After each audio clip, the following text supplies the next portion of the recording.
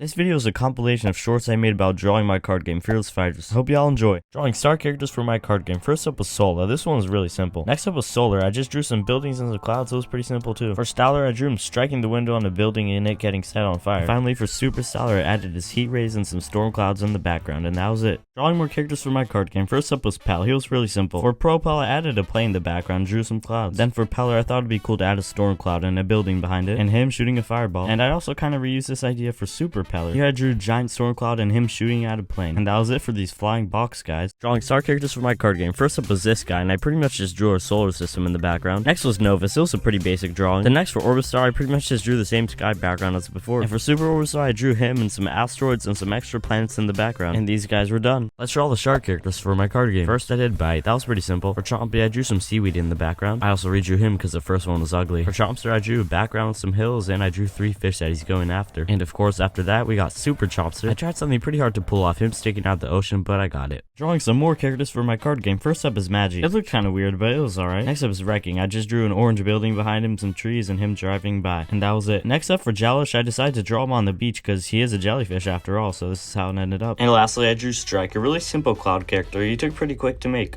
Drawing alien characters for my card game. First up was Marshall. I drew him in the spaceship. Next up was Galact. I drew a little building and a full moon behind him, and that was pretty much it. Then for Galact, I drew him standing in the desert with his mind control signals from his antennas. And finally for Super Galact, I drew him using his laser eyes on some random stuff. Drawing octopus dolphin characters for my card game. First up was this guy. He was simple. Then for Dolphin, I drew him biting at a little fish under the waves. For Octolphin, I drew him hanging around at the seafloor, and that was pretty much it, and some seaweed. And finally for Super Octolphin, I drew him jumping out of the ocean, and that was it for these guys. Drawing some eel characters for my card game. So first up was this guy, Munol. So I drew some volcanoes and some sea stuff, and I drew himself. Next was Cuteel. I drew some islands sticking out of the ocean in the background, some other sea stuff, and also some waves. And for Super Cuteel, I drew an ocean volcano and him chasing after some fish, and that was it for these guys.